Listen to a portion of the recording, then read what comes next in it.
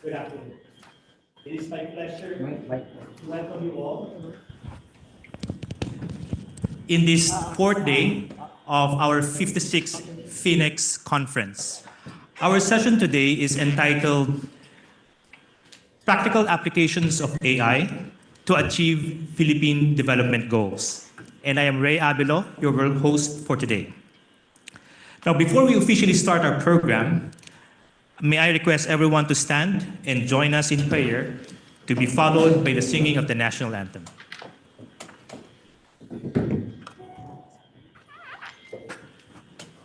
Dear God, thank you for allowing us to meet at today's event. May you extend your divine wisdom to our speaker so he may be able to impart his knowledge and expertise. Bless all the participants that they will obtain vital information from this event, that they will go out and share what they had learned in the spirit of your love and generosity. May this activity glorify your name alone. Amen.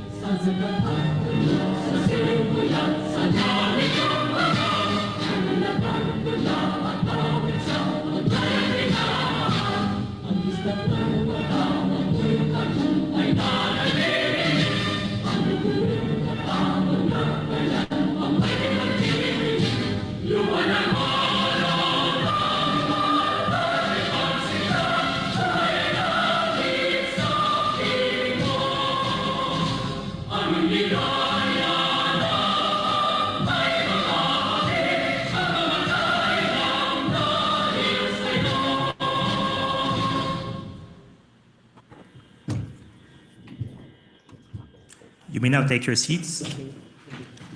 Again, good afternoon to all, and welcome to the fourth day of the 56th FINEX Week Conference. This year's overarching theme is Empower Progress, Inspire Change, Transformational Growth through Sustainability, Diversity, and Digitalization. We are now down to the second to the last day of our week-long conference. This session is co-presented by the Professional Development Committee and the Ethics Committee. To officially start our session today, may I call on the Liaison Director of the Ethics Committee, Ms. Flor Cariela, to deliver her opening remarks.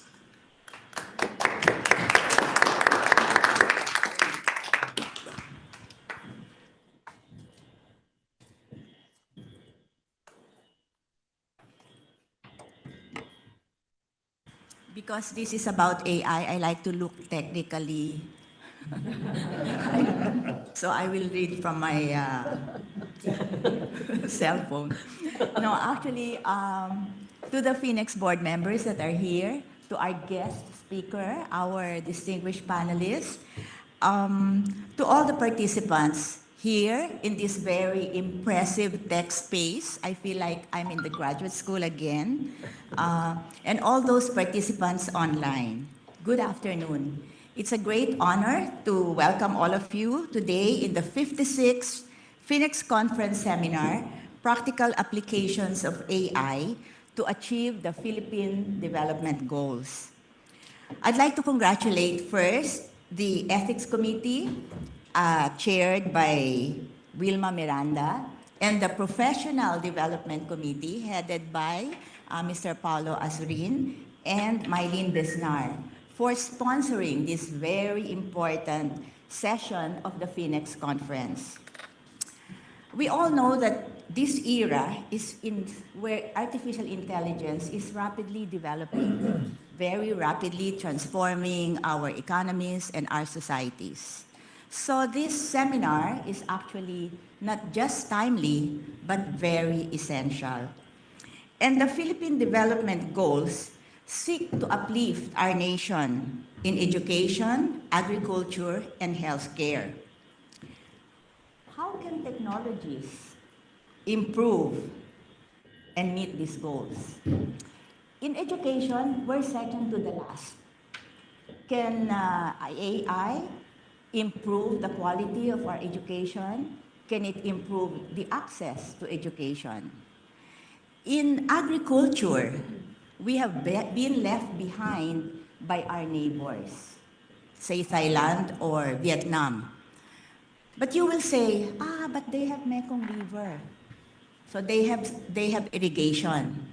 But what about Israel, which is a desert?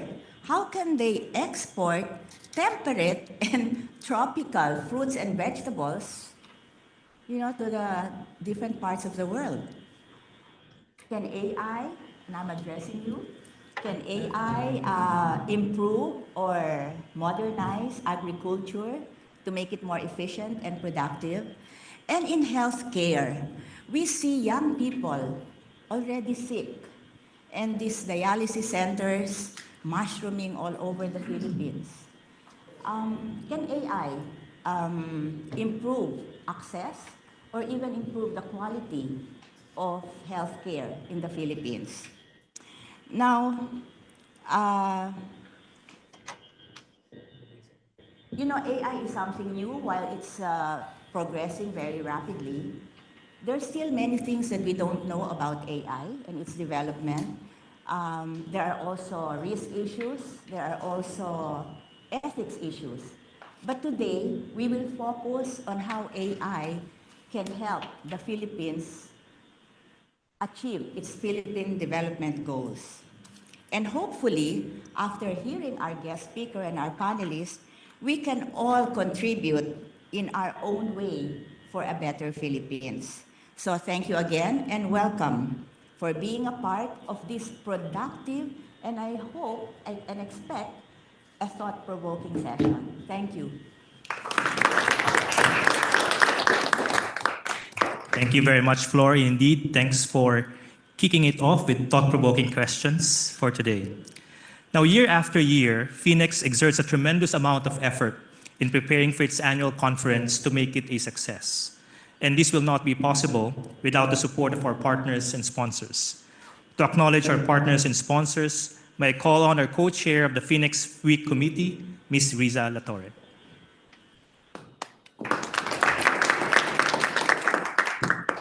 Thank you, Ray. I know everyone in this room and those joining us online are very eager to listen to our speaker and panelists. But before we do that, allow me first to thank the companies that have made this FINEX Week possible and successful. For our platinum sponsors, we have Ayala Land Inc., Forecasting and Planning Technologies Inc., and Shell Pilipinas Corporation. For our diamond sponsors, we have IT Group Inc. in partnership with Blackline, PlanView, and Stronghold Insurance Inc.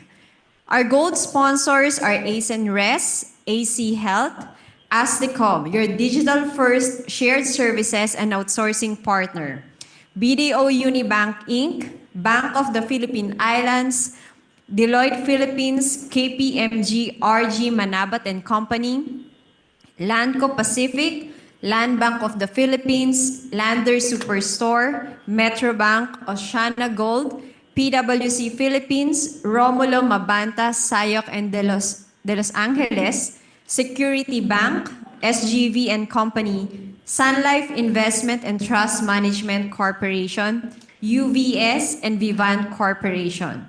We also have patron sponsors who are Aboitiz Power, Accenture Philippines, BPI MS Insurance, Converge ICT Solutions, Ipsos Inc., Liberty Insurance Inc., Malayan Insurance Inc., McDonald's Philippines, MWell, FDI Consulting Inc., Ovia Land, Philippine Equity Partners Inc., PNA Grant Thornton, Regis Partners Inc., San Miguel Corporation, and Unilab. Alagang tunay, alagang Pilipino, alagang Unilab yan. Our minor sponsors, sasayaw na ako dito. So yun. Our minor sponsors are Crystal Blue, Fly Travel Express, Gardenia, Isla Petroleum and Gas Corporation, Jollibee Foods Corporation, Metro Pacific Tollways Corp., Nature Tint, PVCom, SD Telemedia, and Santa Lucia Land. We would also like to thank our official media partners, Business World, Manila Bulletin, the Manila Times, the Philippine Star, and our official TV partner, ANC, and our technology partner, GlueUp. And last but not the least, we want to thank AIM for hosting us today. Thank you. Thank you very much, Riza. And again, a huge thanks to all our sponsors and partners. Now, I know we all want to go straight into the discussion. We are all eager to hear from our distinguished speaker and panelists for today. So without further ado, let me now call on the co-chair of the FINEX Professional Development Committee, Mr. Paolo Azurin, to introduce our keynote speaker.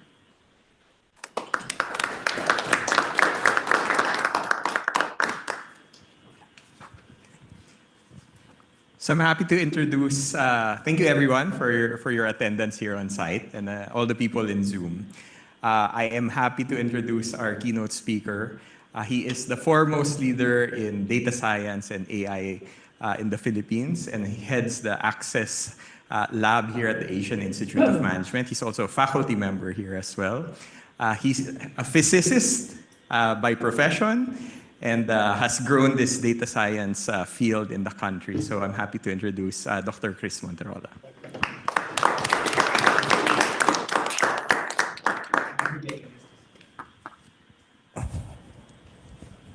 Can you invite me, please? Need help? Sige. Pare, yung share yung presentation ko. Invite niyo ako sa Zoom. While they're fixing the technical component, let me quickly answer, Ma'am Tariela, your questions. One, about education. In the 1970s, they have this study known as Bloom's phenomenon.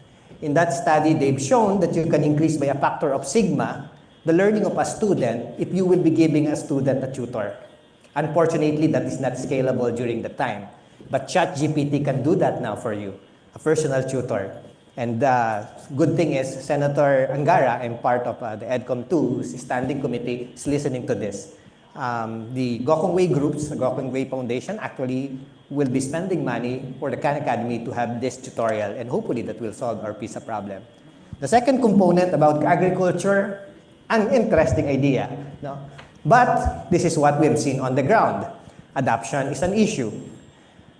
If I can reduce the 2-month worth of time to plant seeds through automation and AI to 2 days, the question is, what will happen to our farmers in the remaining 2 months minus 2 days?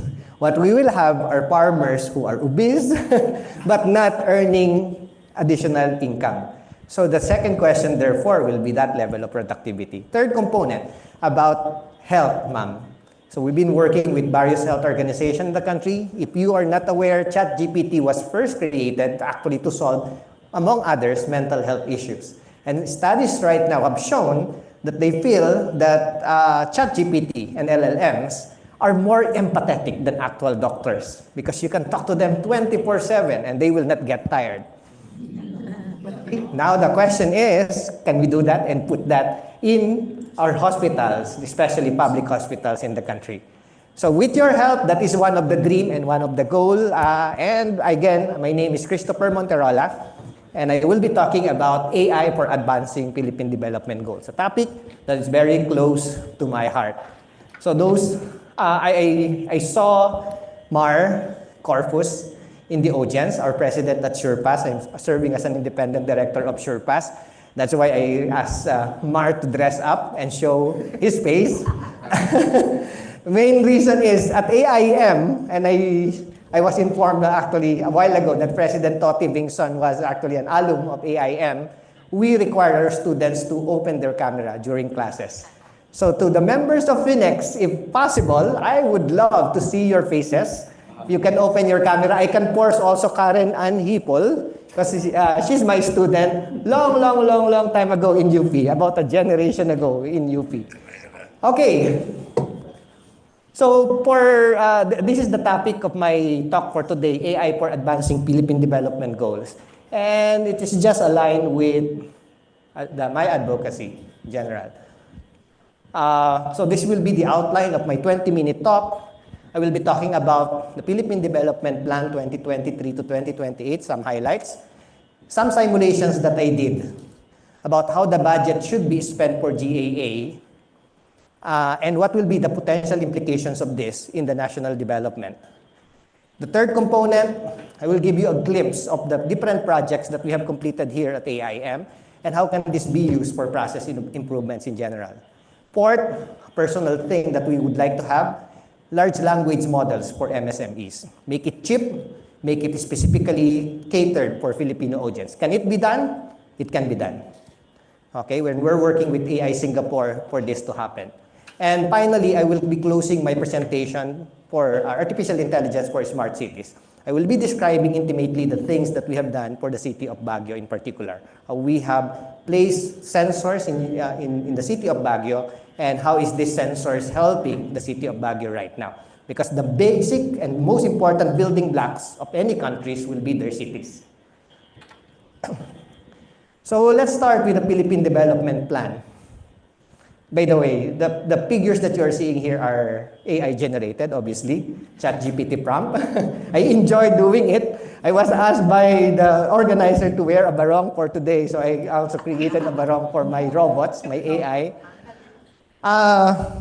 2022, I had a lot of reflection because that's election year, and I'm a patriot somehow by heart. Maybe it's part of the disease that I got from going to UP for my undergrad. Now we're all brainwashed to do something about this country. And I'm fortunate, I'm in the position during that time, I dream, I reflect, what will happen and what will I do if I become the president of this country? Good thing, being part of AIM, I have access to some of the prominent guys in the industries, and at the same time, some of the most intellectual individuals in the field of economics in particular. So I regularly talk to Raul Pabella, current Secretary R.C. Barisacan, to stress test my ideas, and the current Secretary now of DOF, Ralph Recto. No? Exactly the reason why I'm actually part of the advisory board of the Philippine Development Plan 2023-2028. So you can see that most of the names there are very distinguished, except me, probably. Jik Kyong is there, Emil Javier, a national scientist and all. And the goal of this PDP 2023 to 2028 is to reinvigorate job creation and accelerate poverty reduction. It's the only way. Wealth creation, and make sure that it is inclusive, that it will trickle down to the poorest of the poor. So the idea is that it should be a government, all of government approach, united efforts, shared resources. So aside from the advisory committee members, you can see that the members here are all secretaries. And I know by heart what is the content of this PDP 2023 to 2028. Whether it will be implemented or not, that is another issue. But the goal and the dream is there. And if you will ask me to summarize the four most important critical components that hopefully FINEX will be able to help, it will be the following. First is our battle against stunted growth. Up to this point, the first 1,000 days is very critical for the growth of an individual. Up to this point, 1/3 of our population, the exact number is 28.9%, are having a problem with stunted growth. Not enough nutrition. And literally, what is the implication of this? Their brain will not grow. Their physical appearance will not grow. Me and Paolo, we have the same sons in Ateneo, and my son, when he measured the average height of their classmates in Ateneo, grade 10, and go to a public school, measure their average height, the difference is this. Literally, a generation from now, these individuals who suffered under this will compromise Philippine economy. Because I don't know what is the proper term, but yes, we will have compromised intelligence 20 years from now. Stunted growth. And according to studies, this will compromise 22 to 52% of their potential to earn as an adult population. Second component, 52 to 58% of Filipino households do not have water piped directly into their dwellings. BARM, 92%. Most of the diseases is from waterborne disease, water resulting from diarrhea, etc. And why is this something that we need to discuss as a government, all of government approach? Simple, because the moment that we privatize something, we will be able to optimize the distribution of water in the urban districts, but not in areas where they will not get profit. They will not get profit because there is not enough individuals in that particular area. Can AI help that in that component? With proper understanding of this problem, the government should be able to intervene. Third and the fourth problem will be homelessness. The drug problem that allowed Duterte to win the 2016 election is not about the drug problem, but it is a home problem that people are compromised by addicts, etc., because they don't have a proper location that is safe from the streets gangsters. Okay, and it has been shown through our surveys that this is the case. 4.5 million Filipinos are homeless, 3 million in Metro Manila, 20 million Filipinos live in slums. So one of the highlights of this PDP 2020-2023 to 2028 is lessen this number of homeless individuals and create decent houses in CBDs, specifically targeting these individuals. And 15% did not complete elementary education. Here is the number. Every time you graduate 1 year level in elementary, it increased your ability to earn money by 10%. If you did not finish any elementary, you know that you're obvious that the amount of money that you will be earning as an adult will be significantly compromised. Now, having known all these problems, the first question that I would like to ask is how do we then look at the GAA of the Philippine government? Okay, some simulations that I will be showing you. First off, let me tell you the story about the Human Development Index of the Philippines. From 1990 to 2020, good news, our HDI, similar to the world, is increasing. Good news. HDI is something that can easily be measured, and therefore almost all countries measure this. Life expectancy, how long you will live. Education, the number of years that an adult individual actually spent in education. Per capita income, employment. All of this can easily be measured. Good news, it is increasing. Bad news, the inequality 30 plus years ago is the same as the inequality that we have now. BARM is not even equal to the national average of the Philippine HDI 30 years ago. Mindanao in general is 15 to 20 years or one generation compared to the HDI of those in CAR and Metro Manila. So, if I will look at the numbers, okay, I look at diligently, I check at the GAA of the government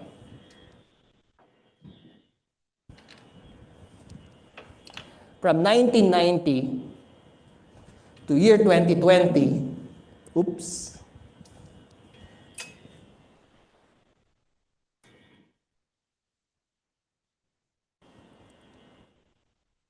and you will see law of diminishing returns. If you will be checking per region, what is the impact to the Human Development Index for every peso spent by the different regions? What you will see is the National Capital Region, you don't need to put more budget into NCR. Because law of diminishing returns, it's no longer producing additional HDI. If this is the metric that is important to you. That if you do a simple AI simulation of what will happen if you start changing the model in such a manner that the GAA given to a particular region is proportional to the incidence, to the inverse HDI, what will happen? our simulations indicate that this is the simple component. You continue with the usual thing that higher GDP, okay, I will be giving you more money, but 40% of which is proportional to 1 over HDI. What you will see here is that you will not compromise Metro Manila, but you will be able to accelerate the development of all the other regions and in fact lessen poverty. Inequality. No?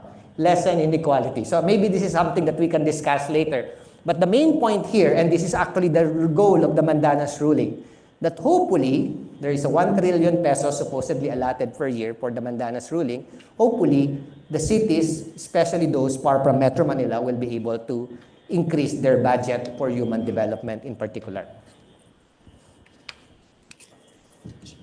Now, to some of you, this is probably already a boring component of my talk.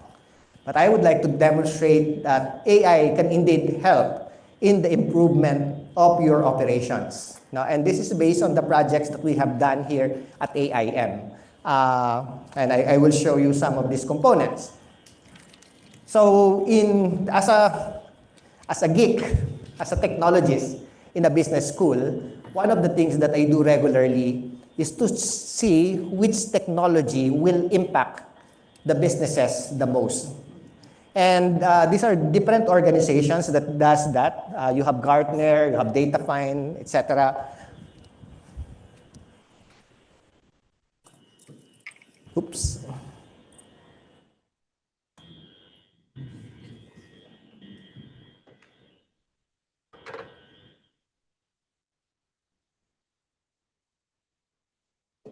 So some looks at the impact of technology in work, some the impact of technology to other technology, the impact of technology in business creation. But just to summarize the most important point, majority of this, in fact around 70% of this technology is actually anchored on the so-called artificial intelligence. Okay, and if you look at the ABC of the technology that is doing a disruption in the businesses right now, 70% is AI, this is the A. Other 10% will be blockchain, and the other 10% will be cloud computing. So about 90% is impacted by this component. And they are expecting that generative AI in particular will substitute up to 1/4 of the current workforce in the US and Europe by 2030. It will be able to create 97 million jobs, but 85 million new jobs will be lost because of this. Another point that we need to discuss, especially with respect to maybe BPO of the country. These are the projects that we have completed so far here at AIM. And you can see that it is domain agnostic. We have completed more than 82 projects.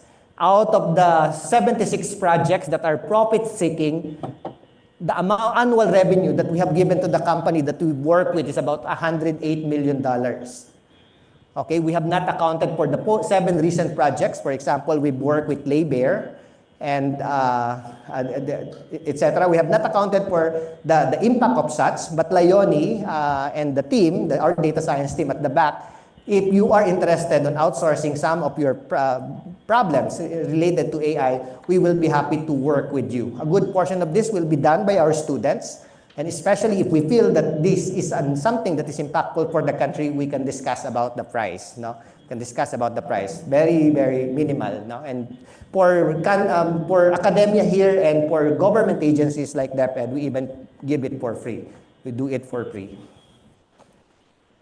But what I would like to highlight is it's domain agnostic, and this is deliberate. We are very choosy with the projects that we need to work with, and the most important component from our end is that it should have an impact to nation building. And it should be able to demonstrate that indeed AI can be successful in these companies. I will be happy to share also the failures of the other companies when they try to use AI in a while. But just to give you some highlights about how this can be used in government agencies. This is a work that we've done with Bangko Sentral ng Pilipinas. As you all know, they are looking at accounts, financial accounts of more than 500 companies. Per account, every month, they check 2,000 items. According to them, they are using 40 person hours per account and therefore 20,000 person hours per month just to check and potentially plug this pattern breaking phenomena if there is any for these 500 companies. With artificial intelligence and network science in general, we were able to reduce this 20,000 hours to 11 minutes. According to the Bangko Sentral ng Pilipinas, this is a technology that they should have had 10 years ago. Now, the good thing, I love Bangko Sentral ng Pilipinas. In my opinion, it's one of the government agency that is very professional. Okay, so they don't lose their workforce. They are doing more innovative stuff because they were able to free their time out of this particular concern. So, can we extend this to job applications and many of the other things that is being done by the government? Loan application, ombudsman, my answer is a big yes. Yes, this can be done. Second question, this probably is exciting for some of you. Can we automate the assessment of repossessed motorcycles? The main creator of that, our top data scientist graduate, Leo Lorenzo, would be happy to demonstrate this technology. That is still, the demo is still available upstairs, right? Or the motorcycle is still there. So you can, if you visit Access Laboratory, they can demo this, record 10 seconds of engine sound, take a photo, tap down, left and right, and you will have an idea of what is the value of that vehicle. Can we extend this to cars? Can we extend this to computers? Can the government start purchasing refurbished items instead of buying new items all the time? Assuming there is no corruption, that will be cheaper by about 70%. The answer is yes. No? Doable using artificial intelligence. Another work that we've done, this is from a philanthropic organization. They have 1 billion. That organization, they have 1 billion. They will not discriminate. Anyone who wants to borrow money, even if they don't have a back history, their goal is just to give this money to them. It's a Christian organization. No? But of course, obviously, there will be bad customers. And from their question to us is, we want to continue and sustain this thing because this is changing lives, especially in the rural communities. Can you help us identify the bad customers? They do not have any bank history in the first place. Okay? Without being selective in the granting loan, our results indicates that they were able to save 56 million of savings by simply looking at the application model, by doing a behavioral model default, and I believe a lot of banks is doing this now. But one of the things that I would like to highlight is AI is now highly effective in predicting consumer behavior using proxy data. Here is another example. We have done this to one of the biggest conglomerates in the country, but eventually they allow us to publish the results. Question, can we forecast the movement of people and wealth in the country? Answer, yes.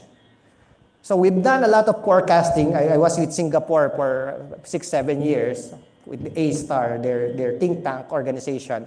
And we've done a lot of forecasting for first world country. But one of the things that we realize is third world country, developing country, well, Singapore is also a developing country according to them, it can still be forecasted, but the parameters is a little bit different. So we have generalized the model on this, we published this work, but the most important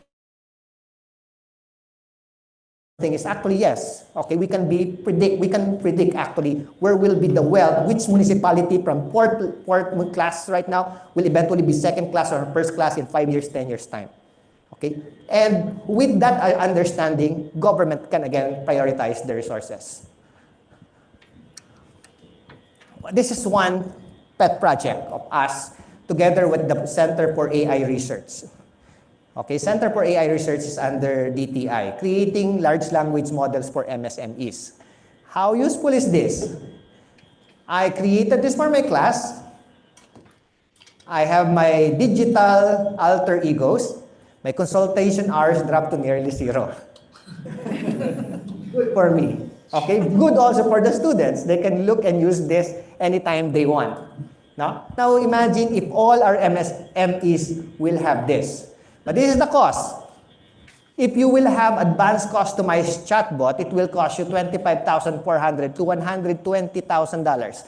initial setup and per share. This can be very expensive for MSMEs. Okay? And the reason for that, and this can still increase because there is a monopoly right now of some organizations, OpenAI in particular. But can we play this for all MSMEs in the country and be a gold medalist for fastest to adapt in the world? So when I created this slide, Carlo Yulo just won a gold medal in the Olympics. And the answer is, I'm optimistic. We've been engaging AI Singapore. We would like to create a large language models specifically tailored and very good in the Philippine context. Right now, they have started working on this because the most expensive thing is compute time. OpenAI spent more than $330 million just for the compute time. That's why they are selling it very expensively. But the Singapore government give money to this organization, the AI Singapore, and right now, it's not good for Filipino context because only 0.54% of the Philippine context is actually incorporated in this one. We're working with a lot of radio stations now to get this done. Hopefully, we will be able to increase this to 10%. It's very good in coding, math, finance-related questions in Chinese and English, but not in Filipino. But if we can get this done, I hope that this will be something that will be useful for us. But what about hallucinations? They can be risky, right? I am very optimistic about this. Once upon a time, we thought nothing could beat the human brain in recognizing patterns. So you are seeing here Puppy and Donut. They said that, hey, human brain cannot beat this. Or here's an actual dog and a teddy bear, etc. But look at the dynamics. Eventually, AI beats human. No? If you look at the hallucination component, and this is a simple math that I'm looking at, pre-GPT, natural language will have 50 to 70% hallucination. Reported hallucination for humans is 5 to 12%. Especially when you have alcohol, higher level of hallucinations. If you do the projection year on year, it's now at 5 to 10%. By 2025, it's projected to be at 2.5 to 5%. And by 2027, virtually, hallucinations for machines will be almost non-existent. And there have been a lot of articles related to this. And finally, my last part of the presentation, AI for smart cities. UN Secretary General 2 days ago mentioned this. Cities are on the front lines of shaping world that is more prosperous, sustainable, and inclusive. It is the neuron of a neural network. It is the unit functioning set of a neural network. And best way to demonstrate how it can be useful for a city, we just give you one of the projects that we've done and completed recently. This is for Baguio. We have deployed sensors all over Baguio. 500 units placed into different taxis, 80 units with police officers and volunteers, other components, etc. And there are a lot of requests from different units to help them in their smart city model, but we choose Baguio because of their mayor. We like the mayor who can actually implement this. Things that we can determine as a result of AI can be very complex. In fact, we published some of them showing that we are the first in the world who was able to do this. Understanding, for example, how a pollution right now will impact the level or quality of air 2 days, 3 days from now, it has not been properly established. And we can understand using state-of-the-art method, causation models to do this. So these are just something that I will not discuss in detail, or even creating, and this is important for Baguio, having urban decay and all, that's one of their concerns, giving them a daily idea of the capacity of Baguio to hold tourists, for example. So we can give them an everyday measure of what is the impact of events and holidays. And as you can see, holidays will compromise significantly air, but it will improve the economy somehow by 2%. But one of the things that we have seen is that actually it doesn't change much the traffic condition of majority of the population. And this can be done in a daily basis. Okay, dynamic data, including nighttime light, we can determine the carrying capacity in daily resolution. Again, they're among the very first who was able to come up with this one, and this was published in a journal. But some of the result, assuming that we do this, it's not AI, but simple data visualization. So this is one of that particular example. What we have observed, and we are very curious about this, when it rains, the quality of water in some barangays becomes very bad. the amount of dissolved contaminants becomes very bad. And then Mayor Magalong told us that the reason for that is because these barangays, and these barangays are some individuals, some communities na he hates very much with passion, they open their septic tank to clean it when it rains. They have before some urban legends, some hush-hush about what is the reason, but simple model. You don't even need to use AI. But if you have data, you will be able to figure that out. So if you go to Baguio, you will see the systems that we have deployed there. They have a very nice visualization area where they can visualize everything, including the demographic of Baguio residents. If you want to invest there, these are the things that you will be expecting. This is the lifespan, this is the quality of life that they have. These are the professionals that they have in Baguio and all. So you can have that in one dashboard, which will be good because you now are ready to sell yourself to the world. So to close my presentation, allow me to share a video of this work that we've done in Baguio. And I think this is a very good way to actually emphasize the role of data science, AI in general, and technology in the Philippine development goals.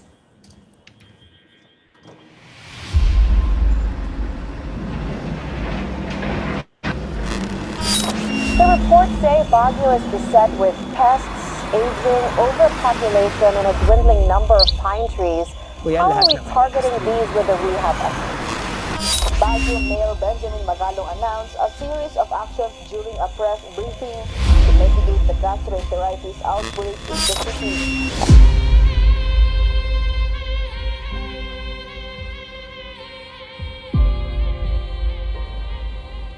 When I became mayor of the city of Baguio, the first thing what I did was to scan the environment.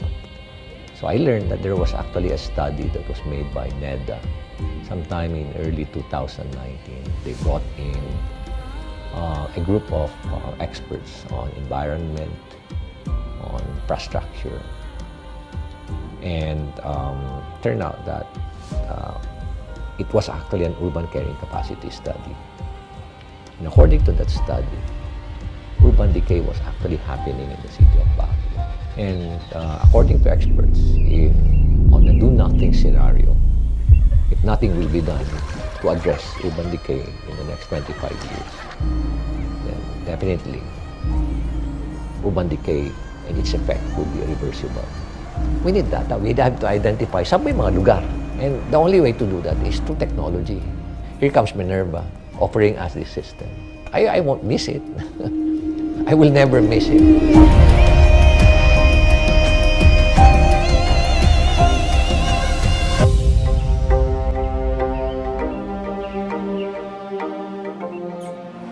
As a data scientist, alumni of AI, first I'm trying to explain to them the importance of data governance. And by letting them understand first the importance of data, that's the time we try to train them on how to analyze and interpret this data. Even though it is ambitious, I know that it is possible. It's just have to lay foundations. And the first thing that we've done is create the infrastructures. In 2022, we came up with the Department of Science and Technology to launch Project Minerva, which stands for Monitoring of Indicators for Efficient Redevelopment and Value Assessment. This initiative, powered by complexity science, data science, and artificial intelligence or AI, focuses on 4 key areas critical for the city. Air pollution is 1, water quality 2nd, urban mobility, and tourism demand. We have deployed 588 sensors for monitoring and data collection. We developed AI-powered predictive models for various environmental factors and created a visualization dashboard to help Baguio make data-driven decisions as a leading smart city. We also trained LGU staff in sensor and data management and even produced a data scientist who graduated with top honors from AIM to assure the sustainability of the project. We need to therefore make an integration between the resources available from the government, and that is through research and development, and also integrating the many data sets that are existing in our cities and localities. So the smart cities is a way for us to integrate all of these technologies as well as the resources available, the data resources available from the cities themselves. It will be easier for us to convince the council that we need to improve in this area, that because of what the findings that we've had. And it's not just, I think we need something like this just because you thought of. So at least we are approaching it in a scientific way. Project Minerva can contribute to that goal by laying foundations, because as early as now, like 2024, we can now know how to do proper data gathering. Okay, this is called an Atmo tube, and it's connected to my smartphone.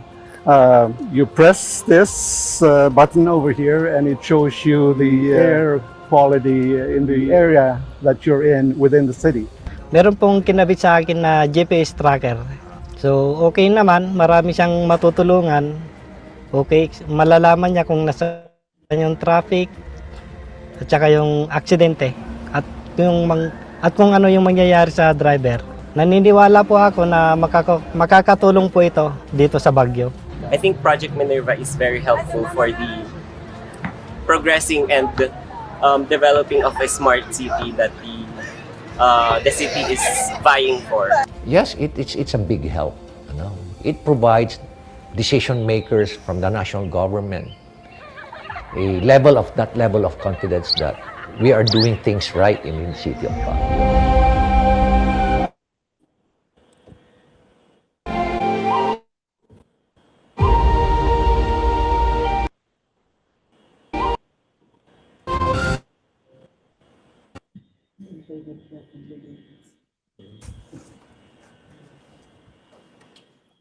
Medyo anticlimactic, but let's see. Let me just complete this.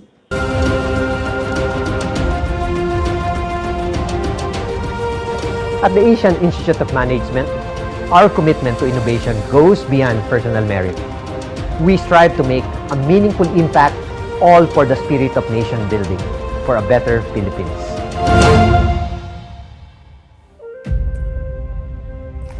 Okay. That, again, thank you for your attention, and I hope I have contributed to the discussion of FINEX today. Maraming pong salamat.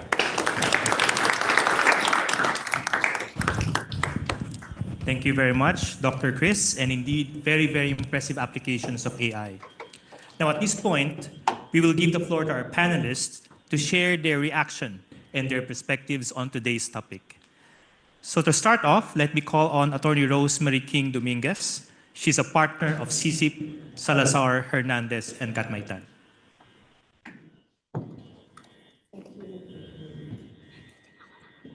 Hi, good afternoon, everybody. Good afternoon to the FINEX officers and organizers and members. I'm also a FINEX member.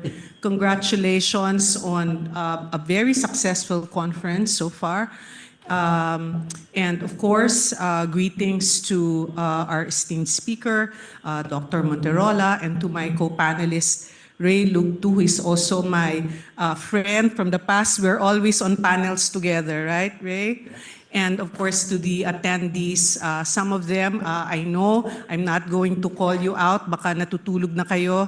Gising na please, kasi mamaya ikiquiz ko kayo kung ano yung sinabi ko. Okay. I think I'm the only one with paper notes. I'm sort of OG that way. Anyway, thank you, Dr. Monterola, for that talk, and I think more importantly, on your work in such a fascinating and I think crucial area of study, right? So thank you very much for that. Now, in any discussion on the use of AI, I think there's a lot to unpack. Right? And as a lawyer, and people are probably going to say I'm the polar opposite of Dr. Monterola. Kasi hindi magagaling daw ang mga lawyers sa math, sa science, ganyan, di ba? May bahid ng katotohanan. I think what I can share as a lawyer would be probably the legal and regulatory considerations, right, in the use or application of AI for these practical purposes. So, can AI help progress development goals? Can it better society? And for those who are saying, well, it can replace lawyers eventually, I think maybe they're saying the answer is a resounding yes, right? Well, okay. Maybe in 5 years, you'll call on somebody else to be a panelist here. The Philippines definitely has a very positive view of AI. I think almost unreservedly, right?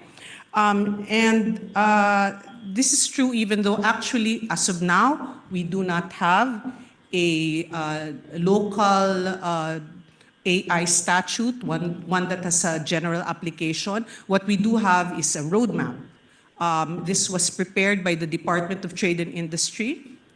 The roadmap, I think, sets out certain imperatives towards the goal of making the Philippines a center, right, for AI research, and it has targeted the establishment of a national center for AI research, which I believe has already been established, and I think the head, Dr. Erica Ligara, was one of your speakers, right? Meanwhile, several government agencies have rolled out their AI strategy plans. So the Supreme Court has a strategic plan for judicial innovations. The BSP actually has said that they've been using AI for several years already, insofar as data gathering is concerned. PNP definitely says they're going to pursue an aggressive digital transformation to help in fighting crime, especially cybercrime. So there's a lot of buy-in. The question is, as I said, there is no general statute yet on AI in the Philippines. Does that mean there are no regulatory guardrails yet? The use of AI requires, I think, extraction of massive data. That's very important. It is looked at to result in significant decision-making about individuals. And I believe part of the goal, whether we like it or not, whether it sounds good or not, it will replace individuals, at least in certain capacities. So those efficiencies and the computing power being promised by the technology, and I think we are seeing it, well, for these aspects, there are relevant local laws. There are local laws that are triggered, and I think they are so fundamental that I think they will remain relevant even after the 9 or so, I think there are about 9 or so pending bills on AI are passed. Okay, so let me just highlight a few of them. So the first key issue, I think, is data privacy. No surprise there, right? And for any AI system, for example, some of the examples a while ago for use is review of job applications, looking at consumer behavior, credit evaluation or credit monitoring. Well, for those, they involve the collection and processing of personal data, right? And we do have a Data Privacy Act. The Data Privacy Act, the way I want to phrase it is it allows collection and processing of personal data. It doesn't, there's no hard stop to that, but it must do so in accordance with certain principles and rules. And if you want to look at a kind of overview that I think needs to be well considered by users of technology and definitely AI technology, the principles are transparency, legitimate purpose, and proportionality. So, technology providers, for example, are supposed to conduct privacy impact assessments. I'm pretty sure you're all familiar about this, and register their processing systems with the National Privacy Commission, just as an example of what are the things that might be triggered for insofar as the use of AI is concerned. So it's a real guardrail. In fact, our regulator has cautioned, just getting data from public sources, because sometimes we have clients and maybe we think that if it's from a public source, I can get it. It's there, right? And this is sometimes what is called as data scraping, right? But there are restrictions to that, at least according to our regulator, because even if I put my data out there in public sources, I don't mean for you, for example, to make a biometric model of my face. That's not something I've contemplated. And so therefore, even if the data is in public sources, accessible to the public, there are still questions, again, of legitimate purpose, transparency, and proportionality. Part of this data scraping issue, in fact, I think also triggers some intellectual property issues, right? And I'm pretty sure you've all heard of this. Because some of this data might be protected by copyright, right, or other intellectual property rights laws. And in the Philippines, we do have the Intellectual Property Code. It protects copyright. So, to give you an example of what are some of these issues between AI and copyright, I'm sure, or some of you must know about the suit of the New York Times against ChatGPT and Microsoft, right? And again, it's for infringement of copyright. So I think those are the things, one of the things that when we're looking at the application of AI need to be considered. The third, and I think one of the, it's a bit maybe emotional, is, the question of fairness, right? The question of fairness and the right against discrimination. And this really is triggered by AI use in terms of employment, when you're looking at employment, when you're looking at job applications, when you're looking at whether can I get a loan or not, right? So here, when we talk about AI and the use of machines to come out with these decisions, sometimes we think, well, it's got to be objective. It was created by a machine. There's no human judgment involved. So all the more it's fair. But, in fact, there are many reports, probably not from this jurisdiction, right? So in the US, etc., where when people use automated decision-making processes, sometimes it does come out with decisions, for example, that might discriminate against women who are applying or members of racial groups. So, though I think that's what you had mentioned a while ago, Flor, when you were talking about the ethics, right? The ethics of digital technology. Maybe in this relation, the burgeoning issue for the Philippines, and I know people are interested in it, is that how is it going to affect employment of Filipinos? The Philippines is so, we're a BPO capital, right? We're so human capital intensive. But the goal of AI partly is to replace. So that definitely is one discussion topic, right, for us. So what do we do now? We want to embrace AI, and yet, this might be a potential impact. In fact, there's a pending legislation. It's interesting. The title, okay, I have it somewhere, or maybe I don't. I'll try to remember. It's Protection of Filipino Workers Against AI, something like this. So in the title of the bill, you see the issue already produced, right? And one of the provisions, and this is just a bill, guys. It's not law. So don't be stressed.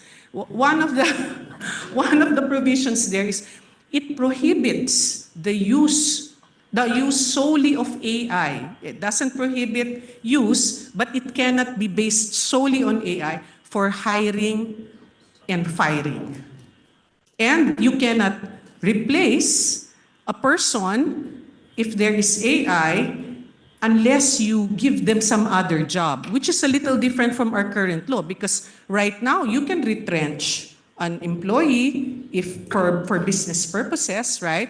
So this is a little, I don't know if you can call it overreaching. But anyway, that definitely is one of the burgeoning legal or policy issues for the use of AI. Now, none of this to say, of course, that, oh, AI is bad. Of course not.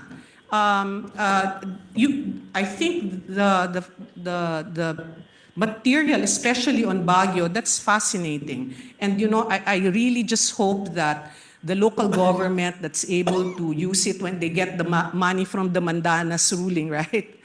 When they get more money, more share, they will really try to use those kinds of results from Project Minerva or similar to that. So it's really all about recognizing risks, right? And understanding them and learning how to resolve them. So the EU, and this is my last note, the EU just came out with its own AI Act. It came into force just this August. And there was an article about it. It says, while most AI systems pose limited to no risk, and can contribute to solving many societal challenges, certain AI systems create risks that we must address to avoid undesirable outcomes. So information really can solve so much, right? It can do so much. And I think the only important thing for us is to be aware that information doesn't always translate into wisdom, right? So that's my note.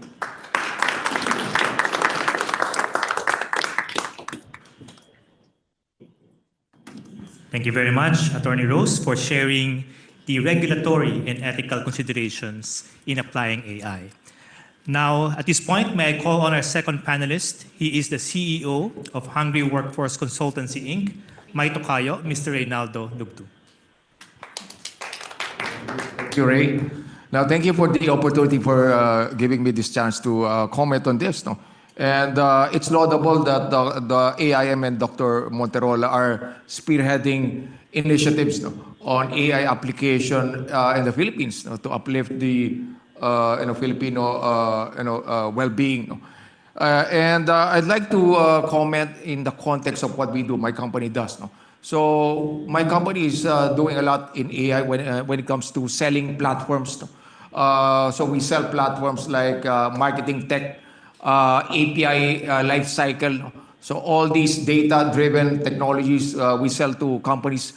Apart from that, we also do AI trading. And we'll talk about this later during the panel. A skill that we need to build is called AI prompt engineering. This is a skill that's needed nowadays, especially by companies. I'd like to cite some studies of Microsoft and LinkedIn, which was done in May 2024. And according to that study, 86% of Filipino knowledge workers use AI at work, higher than the global average of 75% and regional average of 83%. Now, I think this is a correlation on the Filipinos' propensity to adopt technology. Like we're also the biggest in TikTok. So I think there's a correlation, Dr. Monterola. But that augurs well. It reflects how Filipino workers are using Gen AI, primarily at work. Apart from that result, the value of AI is recognized at the leadership level. 89% of Filipino leaders believe their company needs to adopt AI to stay competitive. And this puts the Philippines ahead of global and regional counterparts at 79 and 84%. That's amazing. So business leaders recognize the value of AI. That is great. But there's a but here. 55% of Filipino leaders are worried that their organization lacks a plan and vision for implementing AI. While this may be lower than the global regional averages of 78% and 61% respectively, there are consequences when demand outpaces the capacity of local companies. So there is apparently a recognition among business leaders in the Philippines that AI indeed will redound to productivity gains, efficiency gains in their companies, but only 55% are worried that they have a plan. Now, I find this, conflicting and paradox because in our practice, no, in our consulting work and in our business, we find that the Philippines is behind ASEAN countries by 5 years when it comes to adoption of technology and AI-enabled technology. If you look at Vietnam, no, the banking system there, no, is so advanced. No? They don't even need to hire people to sell, no? Like corporate selling. No? In Thailand, in Malaysia, in Indonesia, no? They are so advanced in adopting AI-enabled technology that it is now resulting in their economic growth. And I think that's one of the reasons highlighted by Dr. Monterola. It's adoption. No? Philippines is good, in adopting technologies like TikTok, SMS, Facebook. But when it comes to technologies that will, help us in business, in making us more productive, we are slow. No? What is the reason behind that slowness? No? Now, one of the reasons that I will, provoke you in the audience is that our country works in chunks of 6 years. No? We are good at planning. The Philippine Development Goals is a nice plan, but we work in chunks of 6 years. No? The next president may scrap this altogether. And where does it lead us? So again, thank you, everyone, and I look forward to discussing this further in our panel discussion.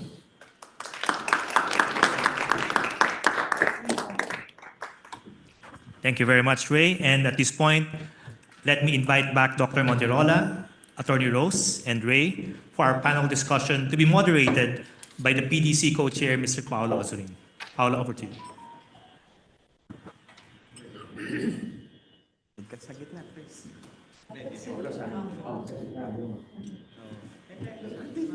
I'll sustain it. Thank you, Steve. Thank you, Chris, for hosting us here at the Gala. Actually, just a bit of context concerning the FINEX week. So, Ray and I were in that committee. Then someone mentioned, can we have a session on Mike's off? Yeah, can we have a session on AI? And then there you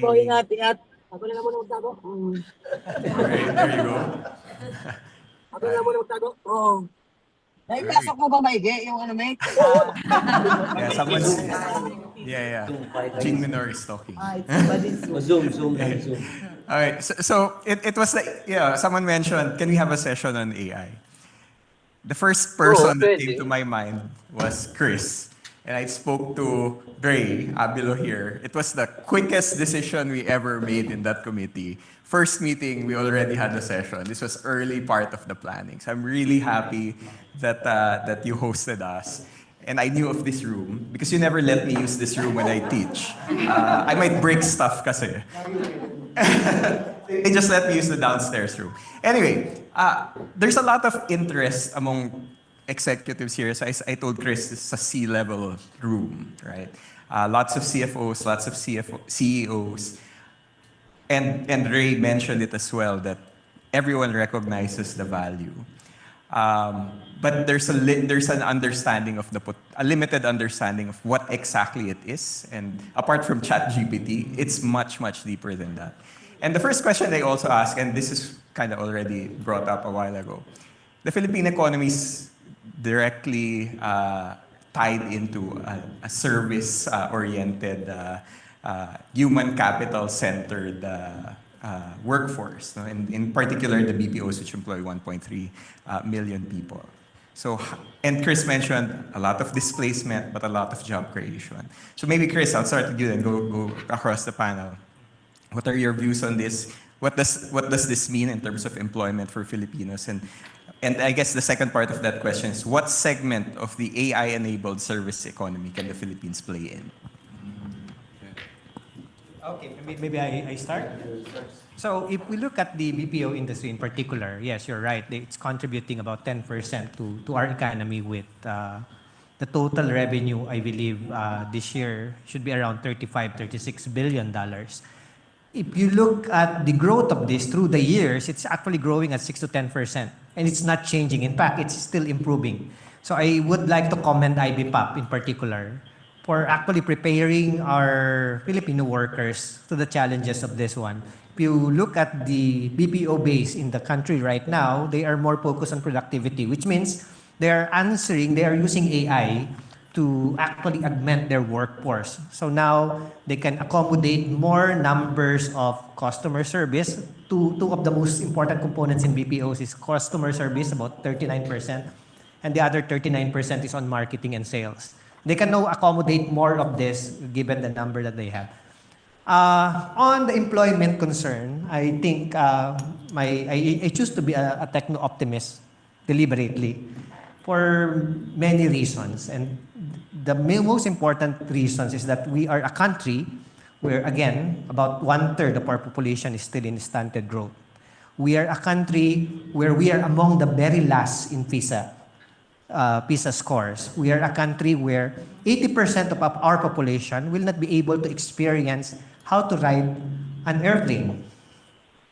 One of the most important creation of mankind. And the remaining 20%, 50% of those will just have 2 chances of riding that airplane, going overseas and 10 years later returning to the country.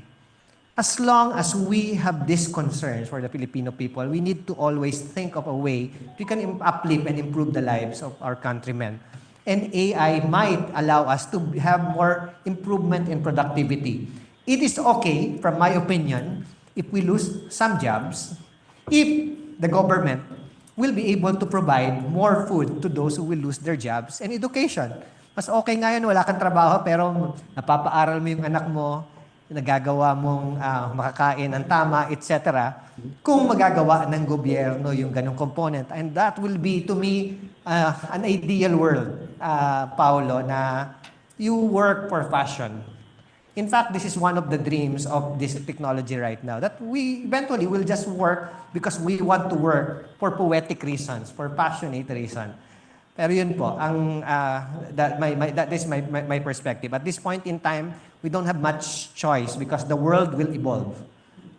And I hope that the AI will be able to uplift the lives of our countrymen.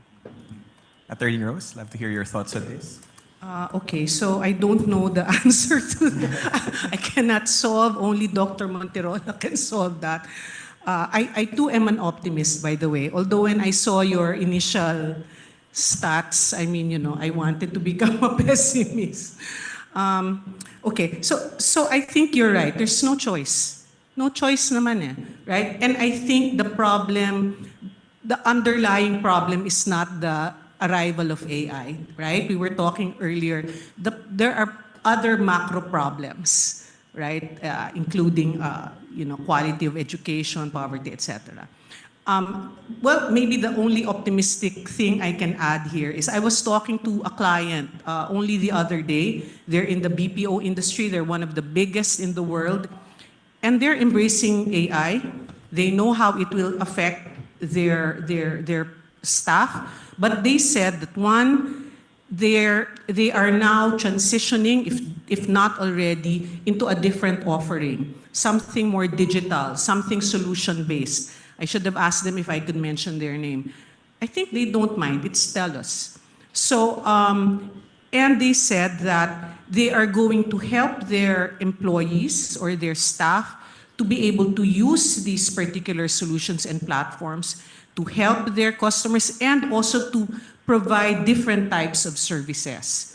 And they told me, and maybe this is a good news, they said they don't really foresee that it will negatively impact number of employees, maybe what they do, and they're hoping and they're projecting that because of this, they might even need to hire more people, right? But I think, upscaling of skills will be important. Ray, your thoughts too? All right, so I'm more of the realist. All right, so I'll play an audio of one of the things that we offer to companies in the Philippines. If you can play that. Ang penalty fine. I suggest po na... So that voice talking is an AI. Kaya po ba? Mga next week na lang po ng Friday kasi wala pa talaga yung sweldo ko. Ganito na lang po. kahit minimum amount lang na 1,000 ang bayaran niyo today. Kaya po ba? Magkano ba yung penalty? May penalty interest fee po kami na 0.4% ng repayment amount charged daily. Pakicheck na lang po sa app for more details.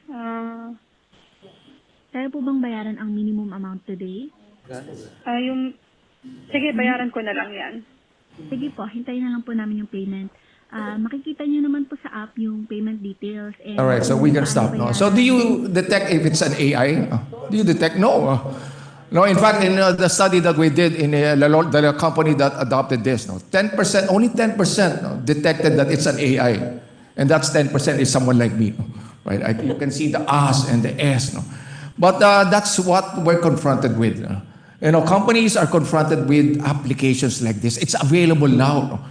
And the cost of that is 40,000 per seat.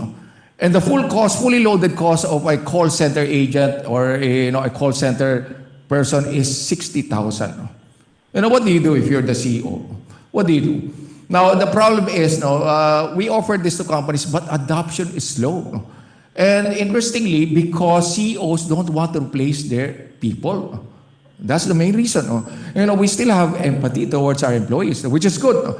Now, look at BPO. Going back to the BPO question. If you ask BPO companies, global BPO companies, I asked 3 of them to sample. They said that when they experience people leaving, they are not replacing because AI is already there. Therefore, hiring across these 3 BPOs has been decelerating. They are no longer hiring if people leave. So there's no luxury now for BPO employees to leave and then look for another. No, in the future, it's going to be like that. AI will be replacing. I'm not using the word displace, replacing, because it's replacing someone who's been there. So it is replacing people as we speak. And project that in the next 5 or 10 years. What's going to happen? Right, so and I leave that to everyone. Okay. We do have some questions from the Zoom, quite a lot actually. So maybe we can shift gears a little. I think that there was one question on, if we can go up, the first question asked was on AI for MSMEs. Can that moderate? But I guess, Chris, maybe you can talk to your project with the AI for MSMEs and how would that work in terms of implementation? No, the idea is hopefully with the Center for AI Research led by Prof. Erica Ligara, who is actually on leave right now to head that particular center. Our idea is that we will be able to hypertune models specifically for MSMEs and make it free for MSMEs. Theoretically, that is doable.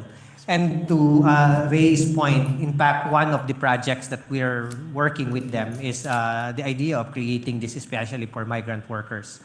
Ang migrant workers po natin are compromised because they are scared and they don't know how to actually talk to our mga consuls and all. But if you can create an AI that can speak in Bisaya, in their own language, and be very empathetic to them 24/7, it will potentially be a game changer for us. We need to protect our OFWs kasi interesting ang dynamics ng OFWs. In fact, kung sino ang nananalo sa boto ng OFW, siya ang nananalong presidente. Kasi may support na sila nagpapadala ng pera sa mga iba't ibang pamilya dito. So, by looking at that, it's a political issue at the same time. Kaya ito ay mga bagay that can be supported by the administration right now. Okay. We have a... Yeah. So I guess this one, maybe Ray can answer this. Christine from IT Group Inc. Was asking what are the possible bottlenecks of organizations and should they refuse to innovate and adopt AI in their systems as early as now? So that's okay. So possible bottlenecks. We've been talking to many business leaders, introducing technology, AI-enabled technology, And we discovered, I discovered personally that again the thinking, the mindset is behind. No? We are behind Vietnam, Indonesia, Thailand when it comes to mindset. No? How open we are to adapt. No? And this, we're talking about business leaders in Philippines. No? So it's important that we continue educating, no? Educating business leaders, no?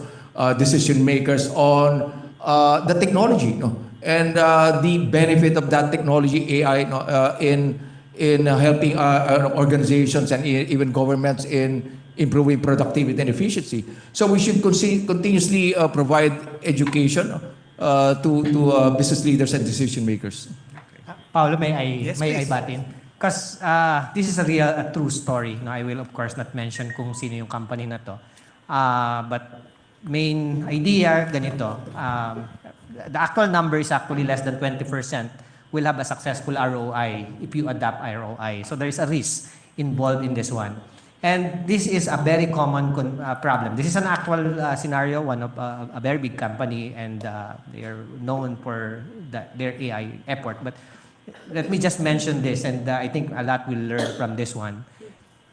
In paper, they will mention 40 million pesos annual revenue addition because of AI. 30 million because of AI, we will get this ROI, and then the other one will be 50 million. This is true story. No? What happened in the background is that in reality, it's a 50 million, 10 million loss, mainly because one, the AI problem that they are pursuing is not aligned to the business goals. And as a result, the company will not adopt it. The second problem that you typically will see, and this is the second component, is that the culture and the people are not ready to adopt the technology that they have developed. Not accurate enough for intervention and all. And this is a true story. Again, they will not, eventually, they did not use it, and it's a loss in revenue, and it's a cost. Eventually, it becomes a cost center. The third component, they were able to produce something that is aligned with the business value, accurate enough, very good enough, that you can it actually works, but still, they fail to actually get or recover an ROI in that particular thing because the deployment is very costly. They have to use cloud, and that they have not included that when they actually formulated the proposal. So these are mistakes that has been observed, and we have observed this firsthand in the different companies in the country. Just to close out the questions from the Zoom. No? So when someone was asking about, maybe you can talk about your experience in Project Minerva and how this can be applied to preserving our natural resources and environment. You do that in Minerva on the monitoring side, but if you can expound on that a little bit more. So some of the things that our PhD students, in fact, was able to do, among others, is, for example, try to, using satellite data, identify the increase of, for example, plastics waste and all globally, and how is this actually causing environmental damages. No? In many areas, Singapore, they refer to their country as Garden City, and you know the reason for that? They are called Garden City because according to legend, Lee Kuan Yew, and one of their biggest problem is natural resource, their concern and their problem has always been, one of them is energy.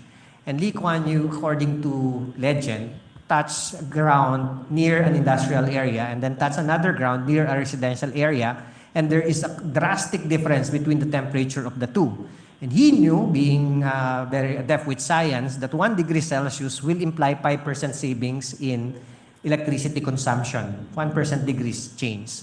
And therefore, that is business-driven solution, to plant more trees and use the greener, the energy, plant trees before you plant anything. Okay, and it becomes one of the mechanisms so that you can have a tax breaks and all. So what I'm saying here is that yes, definitely AI will be able to create a measurement of such. In fact, in our project Minerva, in our project in Kabayan Cities, and all the other smart city projects that we have, the thing that we have developed is creating this metric. Greenery metric, internet, how fast is the internet being deployed in different locations, connectivity and accessibility of the different individuals, how many people are actually compromised and all.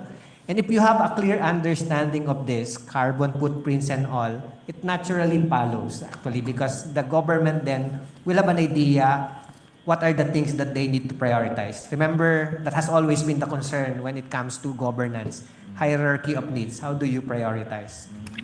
Wonderful. A question, maybe I can ask Attorney Rose. Yeah, we do note AI is dependent on data. So as managers in large organizations, how can we be more mindful in the gathering of useful data for insights into markets and operations? I guess, and also in the context of data privacy and ethics and regulation. Sure. So, if we're talking about personal information, personal data, because that's really the kind of data that there's a more established regime, right? Mas maraming rules about it. Actually, our law is sort of maturing already. So it's really just a matter of organizations following what the law says. It's pretty straightforward. It says you need to get a data protection officer, you need to have a privacy policy, you need to consider having a privacy impact assessment, and so on and so forth. There's actually a checklist. And if they call me, I'll give them the checklist. So it's a matter of following those particular restrictions. Now, you're talking about other types of data, then then it becomes a bit more of a okay, what kind of data are we dealing with? And is it triggering any confidentiality issues? Is it triggering any intellectual property issues? Is it government data? Is it national security data? So you just have to go through that process, I think. But there are guardrails, as I said, but there's nothing that says you can't do it, right? Would there be any questions from the audience in the room? It's a very interesting discussion. Ned, was your hand up, or Yeah. okay, or just stretching? Two questions to Dr. Chris. The first one is actually the large language model. What's hindering the development here in the Philippines? You mentioned that it's fairly developed in other Asian countries. And the second question is, for unbanked individuals, what are the proxy data points that you actually use in the model that you develop?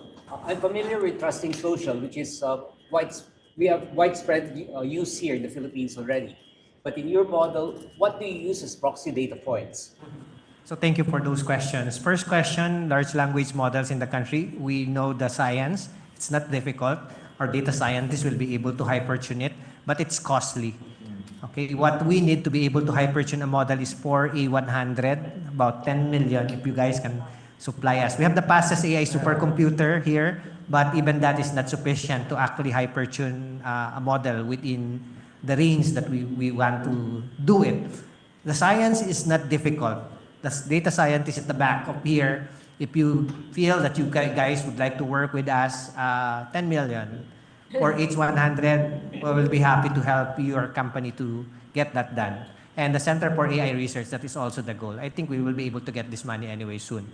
On the second question, I think we have created almost 8 credit assessment tool for different clients. And different clients, different data that they would like to include in everything that they would like to, in the things that they would like to do. And our experience is that almost all the time, the information that they have given us will be somehow sufficient to proxy the real world. Now, this is where, again, I go back to the idea of big data and all. The reason why big data works is because the assumption that if you have a lot of data, chances are you will be able to know all the representations of the system. But actually, the only thing that an AI needs for it to work efficiently is a smart data, which means properly sampled information. 1,200 data points, and it will be sufficient to actually sample even a billion population or 110 million population. You've been hearing this about SWS, etc.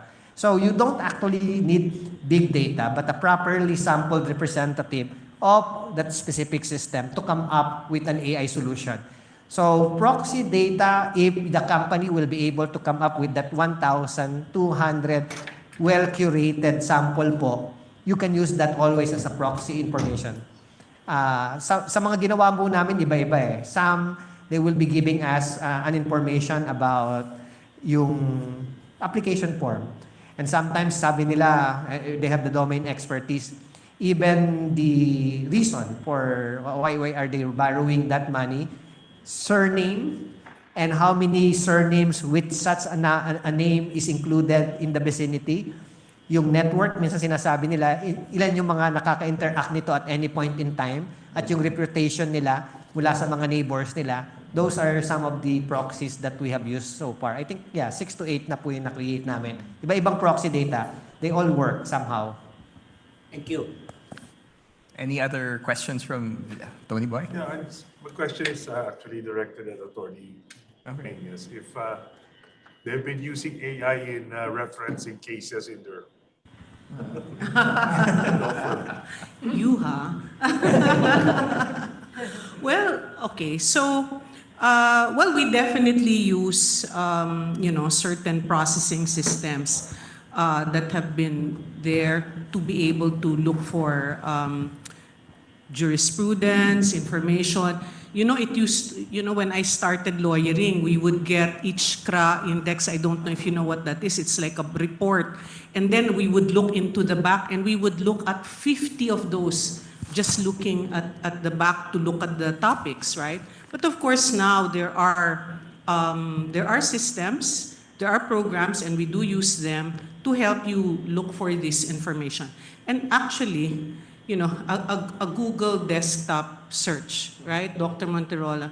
I mean, it's similar to what ChatGPT does, right? Because you put in questions and it will spit an answer back out at you. What we haven't tried is using AI to, for example, answer a legal question and give it to a client. And by the way, there are certain professional conduct rules relating to that, right? I don't think we've done. You can't just do it, right? Anyway, but what we tried to do once is we asked ChatGPT to answer a particular legal question, just to see if it was correct. It was a privacy law question, as it turns out. It was serviceable. It's there, but definitely certain nuances are not there and certain details are not there because of our jurisdictional system. And what are the rules? Minsan we have rules, right? When you go to a regulator, there is a policy that is not written anywhere. How will that go into ChatGPT, right? So anyway, so going back to that, yes, we use systems, but to create that or to create a contract for you, we're not doing it yet.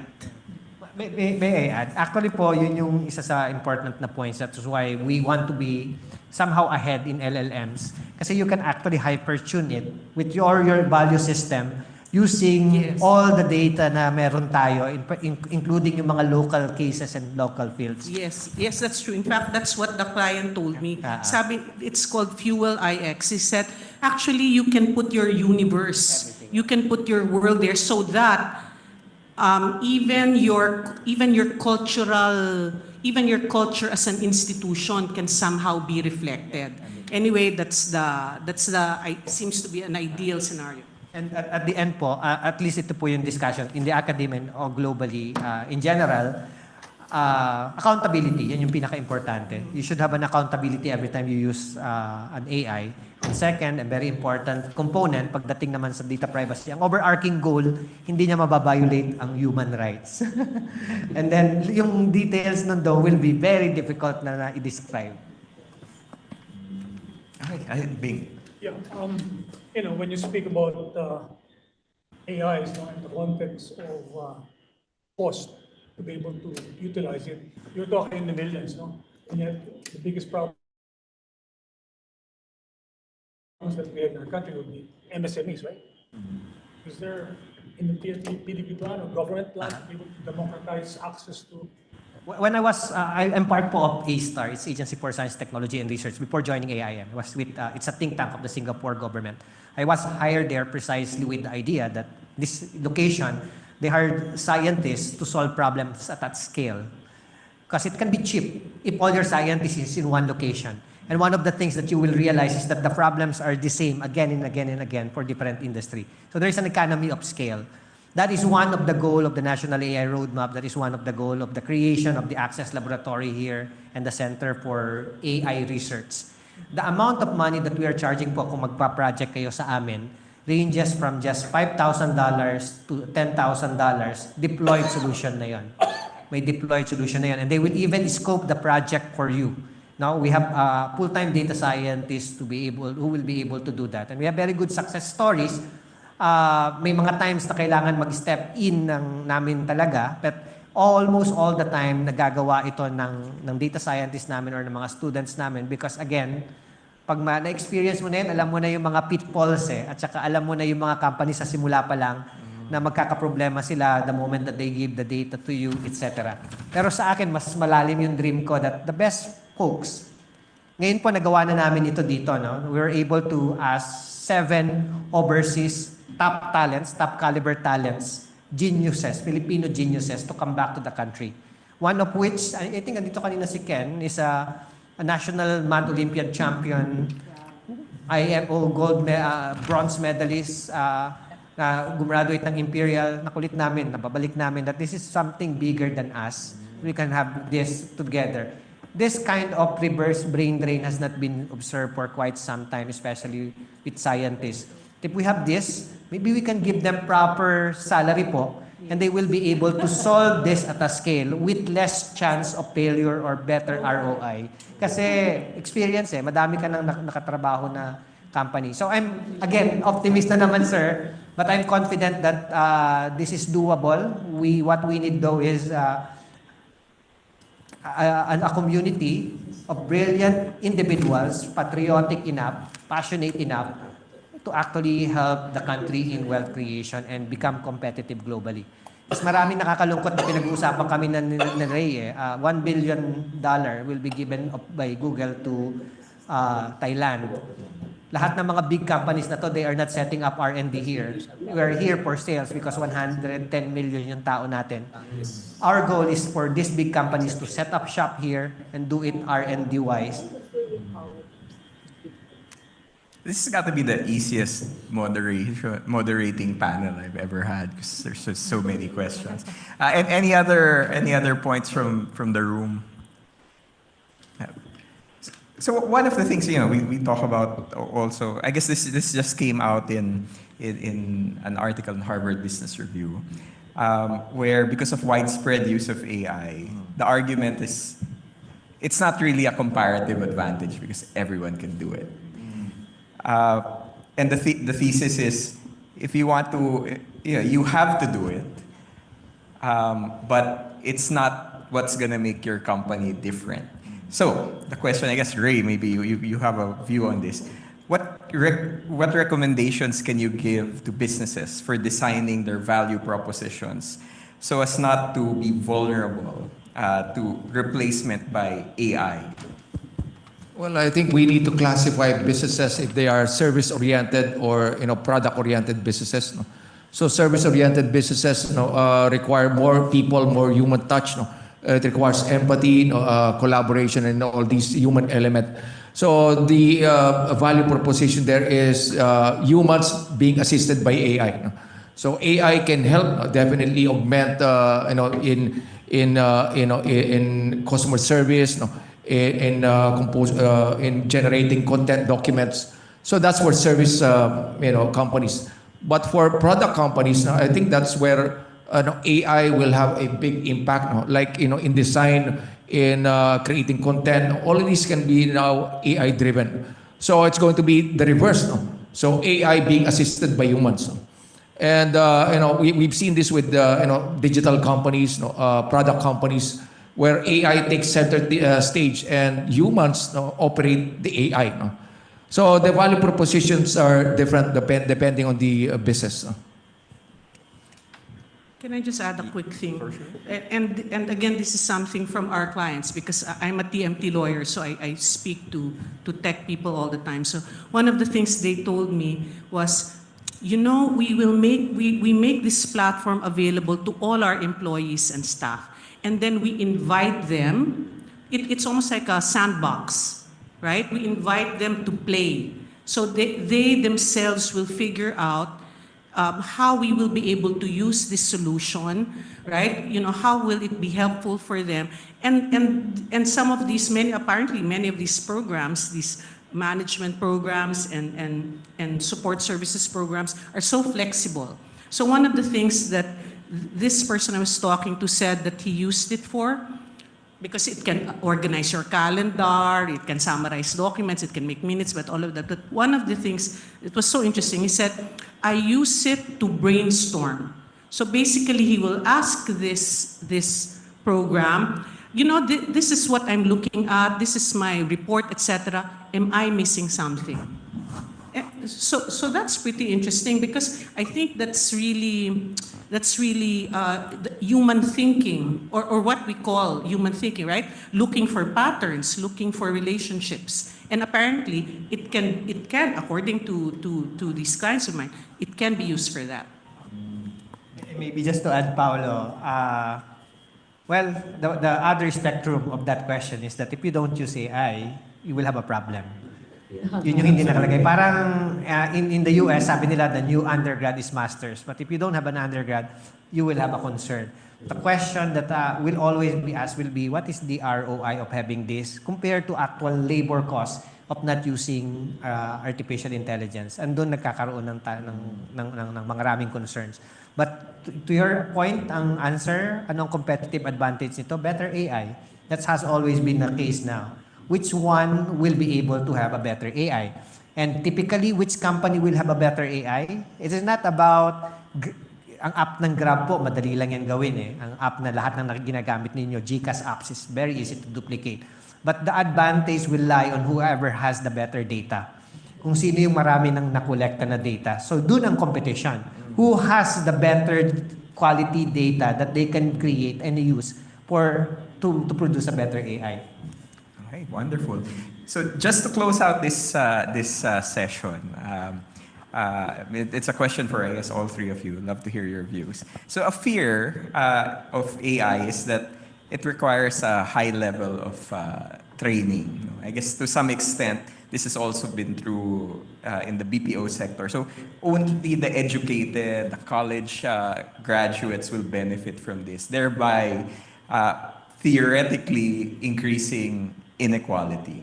So what policy can government or maybe policy or corporate initiatives can we have that would ensure that the rising tide lifts all boats when the widespread use of AI happens in the Philippines? Okay, so I'll take a stab on that. So, the majority of the organizations which use AI now are primarily using Gen AI. So, ChatGPTs, all of these AIs. And the skill that's what's lacking now among organizations is the proper prompting. Like what you ask, in the chat prompt, like which law and all of these. It requires proper prompting, and this is what we call prompt engineering. Now, prompt engineering has 6 components. It's the task, the context, example, persona, tone, and format. 6 components. You have to prompt the AI, Gen AI, with all of these components in order to get the correct answer or the near correct answer. Simply typing, and you miss any of these components, you are more likely to have hallucination that Dr. Monterola is speaking about. So it's important that companies need train organizations in terms of prompt engineering. That's the quick win now. No? That's the quick win of many organizations. And even government. No? Government is using also Gen AI. No? It is the proper use of prompts, or what we call prompt engineering. No? Okay, so that's a hard question because how will AI make all boats rise. I think Dr. Monterol is the one who can answer this because I think the whole point is there has to be an all government, right? All government inclusive strategy to use AI for everyone. Because I don't think there's a quick there's no AI solution to in an organization and they have low training. I don't know about that. It's really the problems of the country. And how will you employ AI to hit the macro problems? And that's I think that you mentioned it, poverty, hunger, education. I think that's the only way to make sure. You have to make sure that your results, your studies are indeed embraced. It's not just a sexy thing for government to say, I'm using AI, but they have to deploy the results into actual government plans and implement them. That's my thought. So I know, Paolo, you're an economist. So one of the important theory in economy is the rich getting richer, Pareto distribution, Pareto law.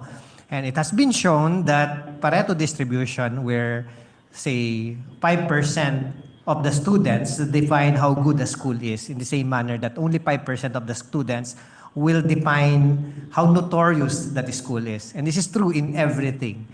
Now, my answer to you will be twofold. The first one is long-term solution. It's, to me, very fundamental.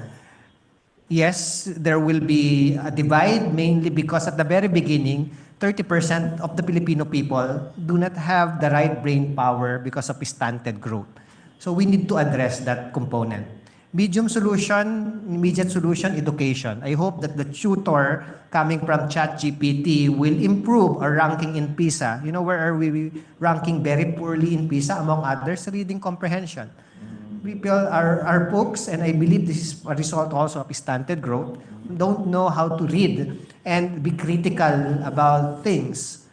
Ang tawag nga nila, yung isang nakita namin na studies, meron silang tinatawag na goldfish memory. Hindi mo pwedeng kausapin ng mga ibang workers na nasa contractor to do this and then this and then this and then this. One at a time lang kasi makakalimutan nila yung mga susunod. And it's actually a mental faulty in a way.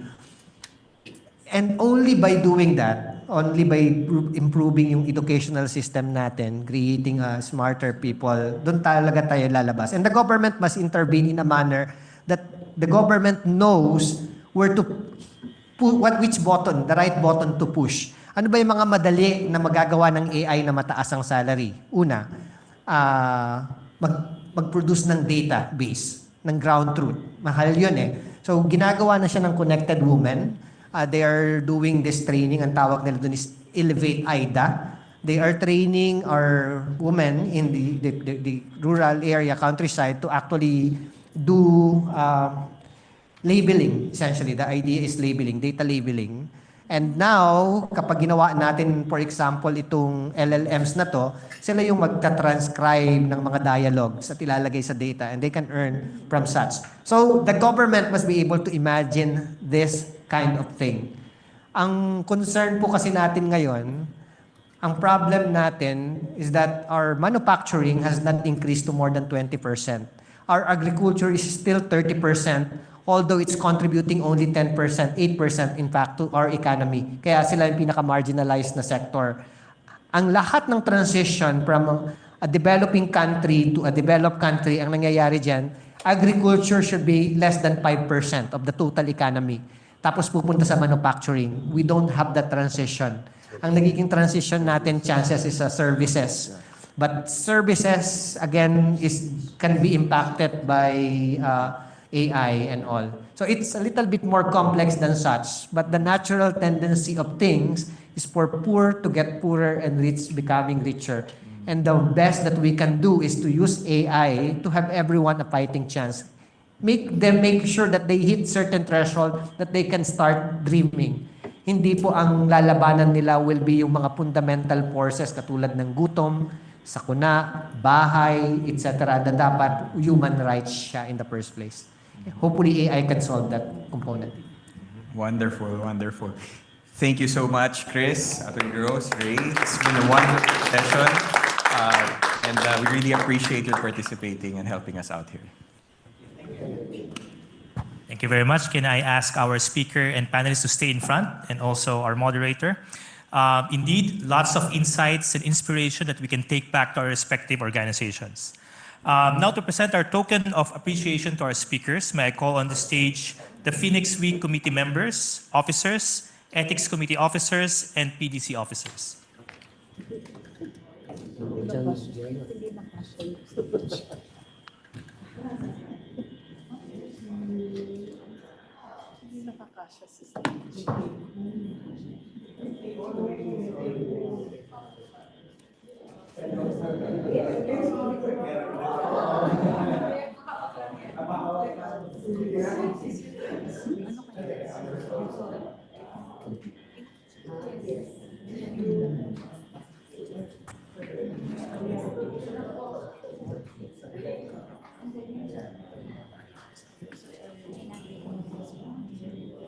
We'll take a photo here in 3, 2, 1. One more. 3, 2, 1. Thank you.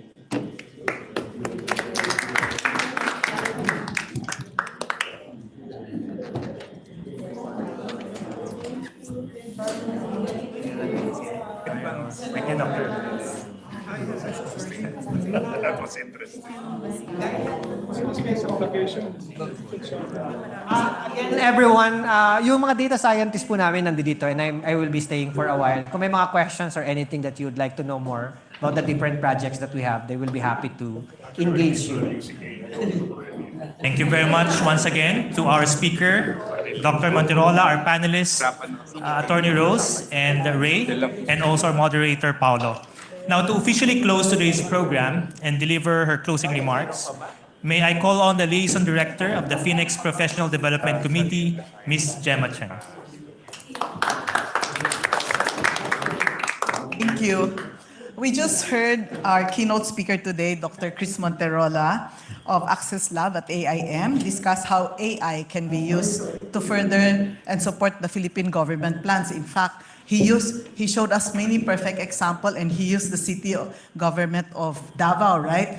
When he was talking about it, I was reminded, I have an office mate who is from Davao, and I was thinking she must be so proud to hear about what they're doing in Baguio, because he's watching the Zoom now. Yeah. And we also heard Attorney King Dominguez talk about, the legal perspective, and of course, Mr. Ray Lugto, our IT solutions enabler, talk about what they can do. In fact, he showed us an example, right? The bot that talked. And I was reminded, it was a perfect example because Scarlett Johansson sued ChatGPT, right? For the bot that, she said imitated her voice. So that's an example that we should think of. Well, I think we all agree that we stand at the threshold of new possibilities. It is a tool that we can harness to build a more inclusive, innovative, and sustainable future for the Philippines. But we should not forget that progress in generative AI is as much about having the right talent and a flourishing ecosystem.